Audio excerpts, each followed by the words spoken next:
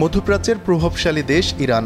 দেশটির সঙ্গে চিরবৈরিতার সম্পর্ক ওই অঞ্চলের আরেক দেশ ইসরায়েলের। দশকের পর দশক বিভিন্ন ফ্রন্টে প্রক্সি যুদ্ধে লিপ্ত দেশ দুটি। তেহরানের পরমাণু প্রকল্প নিয়ে তাই সবচেয়ে বেশি মাথা ব্যথা তেল আবিবের। আমেরিকার সহায়তা ছাড়াই দেশটির পরমাণু প্রকল্পে হামলা চালানোর হুমকি দিয়ে আসছে ইসরায়েল। জবাবে দেশটিকে পৃথিবীর মানচিত্র থেকেই মুছে দেওয়ার হুমকি দিয়ে রেখেছে ইসলামী প্রজাতন্ত্র ইরান। এমন দেশ দুটির মধ্যে সামরিক শক্তিতে কে কোন ক্ষেত্রে এগিয়ে এক নজরে তা দেখে নেওয়া যাক। গ্লোবাল ফায়ার পাওয়ারের র্যাঙ্কিং বলছে বিশ্বের সামরিক শক্তির তালিকায় ইরানের অবস্থান 17তে। এক্ষেত্রে তেহরানের চেয়ে এক ধাপ পিছিয়ে ইসরায়েল। 2023 সালের করা র্যাঙ্কিংয়ে তেল আবিব রয়েছে 18তম স্থানে। জনসংখ্যাকে বিবেচনা করা হয় জনশক্তি হিসেবে। এক্ষেত্রেও ইসরায়েলের চেয়ে ঢের এগিয়ে ইরান। ইসরায়েলের জনসংখ্যা যেখানে মাত্র 89 লাখের কিছু বেশি, সেখানে ইরানের জনসংখ্যা 8.5 কোটির ওপরে। প্রয়োজনে সেনাবাহিনীতে সার্ভিস দিতে পারে ইসরায়েলে এমন জনসংখ্যা রয়েছে 31 লাখ। ইরানের ক্ষেত্রে সেই সংখ্যা 4 কোটির বেশি। ইরানের সেনাবাহিনীর অ্যাক্টিভ মেম্বার রয়েছে 5,75,000। অন্যদিকে ইসরায়েলের ক্ষেত্রে সেই সংখ্যা মাত্র 1,73,000। ফলে সেনাবাহিনীর সংখ্যার দিক থেকে যোজন যোজন পিছিয়ে তেল আবিব। তবে যুদ্ধের সময় প্রয়োজনে মাঠে নামানো যাবে এমন রিজার্ভ সেনা সংখ্যায় ইরানের চেয়ে এগিয়ে ইসরায়েল।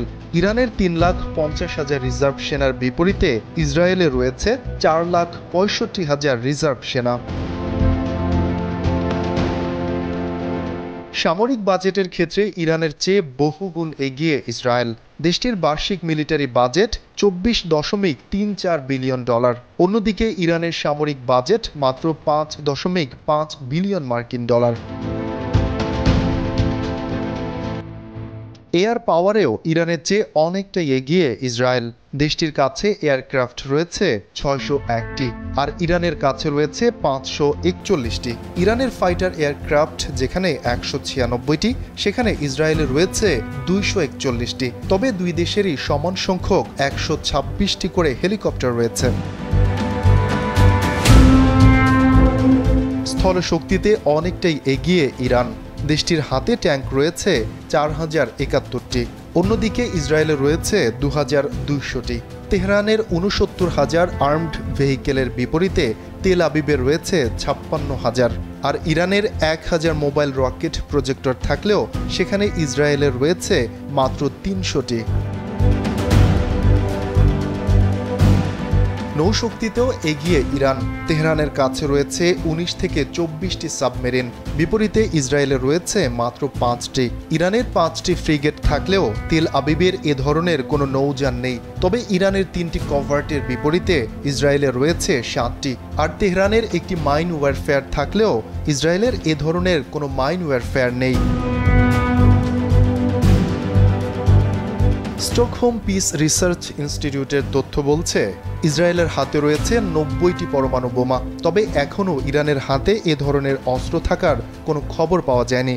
যদিও ইসরায়েল ও তার পশ্চিমা মিত্রদের দাবি এই মারণাস্ত্র তৈরির একেবারে দ্বারপ্রান্তে রয়েছে তেহরান।